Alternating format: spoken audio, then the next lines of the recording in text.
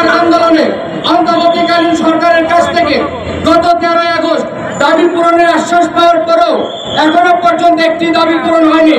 তাই সরকারের পক্ষ থেকে কোনো কার্যকরী পদক্ষেপ না পেয়ে বাংলাদেশ হিন্দু জাগরণ মঞ্চ আগামী 7 দিনের কর্মসূচি ঘোষণা করছে।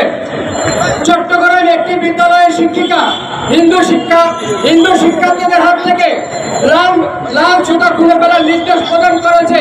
সনাতনীদের হাত থেকে লাল সুতা নিয়ে সোশ্যাল মিডিয়ায় বিরূপ বক্তব্যের প্রতিবাদে 28শে সেপ্টেম্বর শনিবার আমরা সকালে হাতে হাতে লাল সুতা কর্মসূচি পালন করব।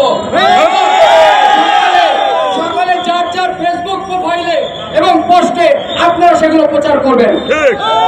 2 নম্বর, সংখ্যালঘু নির্যাতনগুলো মিডিয়া দেখে না, ভান করে প্রচার করতে কিছুই হয়নি।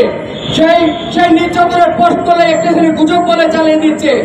এর প্রতিবাদে 29শে সেপ্টেম্বর রোজ রবিবার চোখে কালো পতাকা বেঁধে, কালো কাপড় বেঁধে, হাতে সংখ্যালঘু নির্যাতন বিষয়ক ছবি ও লেখা সবাই সোশ্যাল মিডিয়ায় পোস্ট করবেন।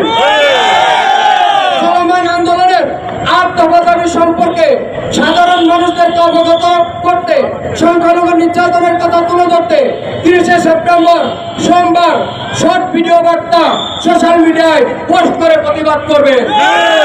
আপনারা সকালে সোমবার এই দাবিটা প্রচার করবেন যে আগামী 30শে সেপ্টেম্বর আমাদের 4 তারিখ 8 দফা দাবি বাস্তবায়নের সমাবেশ থাকবে। সবাই যার ফেসবুক থেকে আপনারা প্রচার করবেন। 4 নম্বর, 8 দফা দাবি প্রচারে দেশব্যাপী প্রতিটি জেলা, উপজেলা, মন্দির, গ্রাম, পাড়া, মহল্লায় 1 অক্টোবর মঙ্গলবার লিফলেট বিতরণ কর্মসূচি চলবে। দেশব্যাপী আমরা ফেসবুকে ছড়িয়ে দেব। কেউ যদি নাও পান, আপনার দায়িত্ব থেকে সেগুলো ফটোকপি করে নৈতিক দায়িত্ব হিসেবে আপনি আপনার এলাকায় প্রচার করবেন। আগামী 4 অক্টোবর ঢাকায় বাংলাদেশ সম্মিলিত সংখ্যালঘু জোট আয়োজিত সমাবেশ সফল করতে দেশব্যাপী 2 অক্টোবর বুধবার গণসংযোগ ও আলোচনা সভা কর্মসূচি চলবে। 4 অক্টোবর সমাবেশ সফল করতে 3 অক্টোবর বৃহস্পতিবার অনলাইন অফলাইনে ব্যাপক প্রচার প্রচারণা চালাবেন। সর্বশেষ 7 নম্বর, আমাদের প্রাণের 8 দফা দাবি বাস্তবায়নের জন্য কেন্দ্রীয় শহীদ মিনার 4 অক্টোবর বাংলাদেশ সম্মিলিত সংখ্যালঘু জোটের প্যানেল আয়োজিত সারা বাংলাদেশ থেকে আমাদের হাজার হাজার ছাত্র জনতা আমাদের সকলে উপস্থিত হবে। আপনারা আজকে যারা এই লাল পতাকা মিছিলে উপস্থিত হয়েছেন, আপনাদের নৈতিক দায়িত্ব থাকবে আজকে থেকে আপনার যত সনাতনী ভাই বন্ধু রয়েছে আজকে এখান থেকে শপথ করে যাবেন।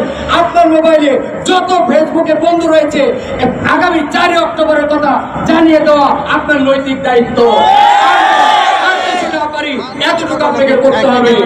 আমরা এতটুকু বলতে চাই, আমরা যারা গত 9 তারিখ থেকে 9 আগস্ট থেকে লাগাতার সংগ্রাম করে যাচ্ছি, আমাদের উপরে অনেক প্রশাসনিক চাপ থাকতে পারে, আমাদের উপরে অনেক রকম চাপ হওয়া শুরু হয়েছে, কিন্তু আমরা আজকে প্রেস ক্লাব থেকে বলে যেতে চাই, আমরা যদি নাও থাকি, আমরা যদি মনে করে প্রকাশ্যে নাও আসতে পারি কোনো কারণে, 4 তারিখ সমাবেশ চলবে। কেন্দ্রীয় শহীদ মিনারে লোকে লোকারণ্য করবেন।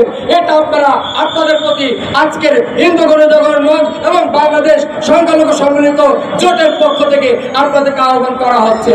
এবং আপনারা দুর্গা পূজার আগে আমাদের যে দাবি রয়েছে 5 দিনের সরকারি ছুটি, আমাদের 4 অক্টোবর সমাবেশকে মহাসমাবেশকে সফল করার জন্য আপনারা যেভাবে পারেন আমাদেরকে আপনি সহযোগিতার হাত পাঠিয়ে দেন। একটা কথা মাথায় রাখবেন, এই আন্দোলন কিন্তু কোন সংগঠনের না, এই আন্দোলন 2.5 কোটি হিন্দু সম্প্রদায়ের 3 কোটি।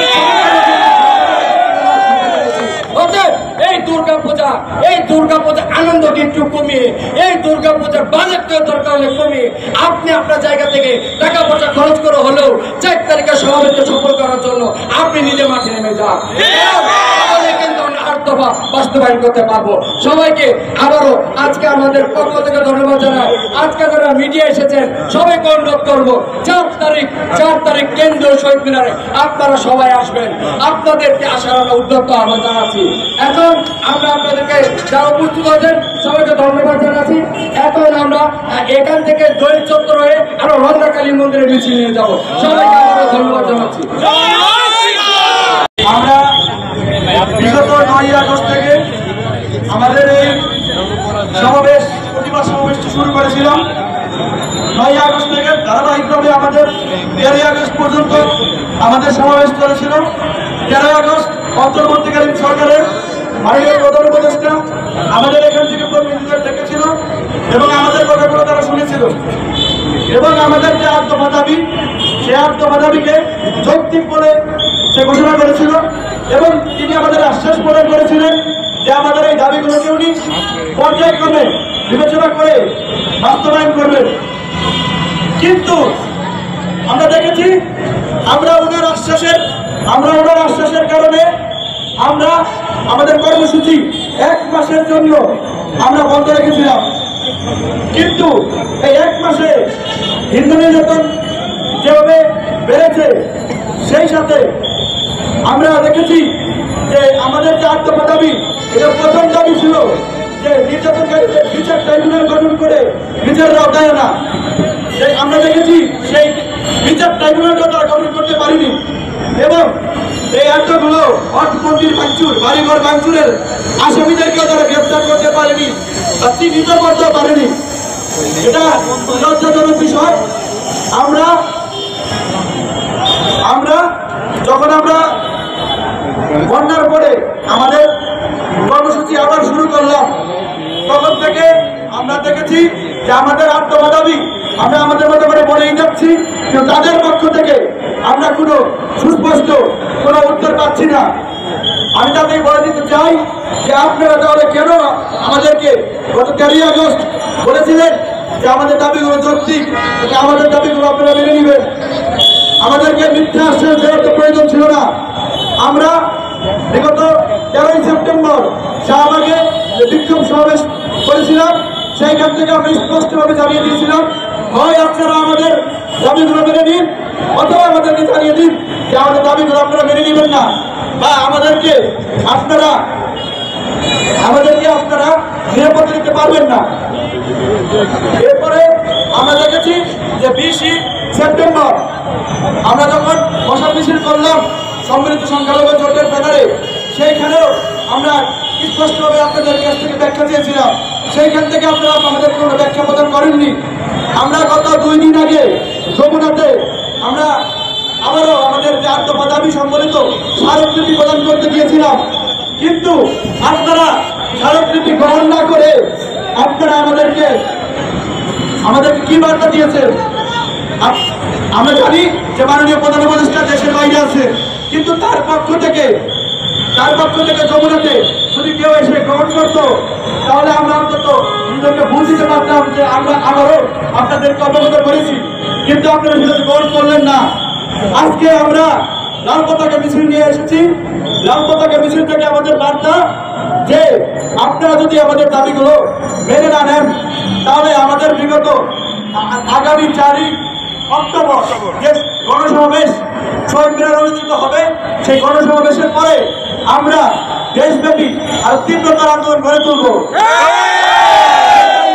সেটাই আমাদের লাল পতাকা মিছিলের অন্যতম বার্তা। আপনারা অনেকেই জানতে চেয়েছেন আমাদের আত্মদফা দাবি কি। আমি আপনাদেরকে আমাদের আত্মদফা দাবি আমি জানিয়ে দিচ্ছি। সংখ্যালঘু নির্যাতনের বিচারের জন্য দ্রুত বিচার ট্রাইব্যুনাল গঠন করে দোষীদের দ্রুততম সময়ে উপযুক্ত শাস্তি প্রদান, ক্ষতিগ্রস্তদের যথোপযুক্ত ক্ষতিপূরণ প্রদান ও পুনর্বাসনের ব্যবস্থা করতে হবে। 2, অনতিবিলম্বে সংখ্যালঘু সুরক্ষা আইন প্রণয়ন করতে হবে। 3, সংখ্যালঘু বিষয়ক মন্ত্রণালয় গঠন করতে হবে।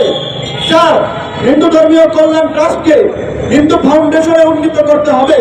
পাশাপাশি বৌদ্ধ ও খ্রিস্টান ধর্মীয় কল্যাণ ট্রাস্টকেও ফাউন্ডেশনে উন্নীত করতে হবে। 5, দেবোত্তর সম্পত্তি পুনরুদ্ধার ও সংরক্ষণ আইন প্রণয়ন এবং অর্পিত সম্পত্তি প্রত্যার্পণ আইন যথাযথ বাস্তবায়ন করতে হবে। 6 সরকারি বেসরকারি বিশ্ববিদ্যালয় ও বিশ্ববিদ্যালয় কলেজের সংখ্যালঘু শিক্ষার্থীদের জন্য উপাসনালয় নির্মাণ এবং প্রতিটি হোস্টেলে প্রার্থনা কক্ষ বরাদ্দ করতে হবে। 7 সংস্কৃত ও পানি শিক্ষা বোর্ড আধুনিকায়ন করতে হবে। 8 শারদীয় দুর্গাপূজায় 5 দিন ছুটি দিতে হবে। পাশাপাশি প্রতিটি সংখ্যালঘু সম্প্রদায়ের প্রধান ধর্মীয় উৎসবে প্রয়োজনীয় ছুটি প্রদান করতে হবে।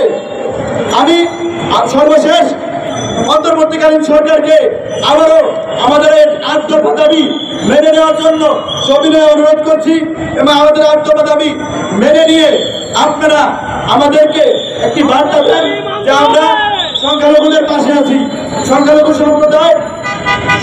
সম্প্রদায় আমরা রাজপথে ছিলাম, আছি, থাকবো। আপনাদেরকে দ্রুততম সময়ে এই 8 দফা দাবি মেনে নেওয়ার জন্য অনুরোধ করছি। ধন্যবাদ।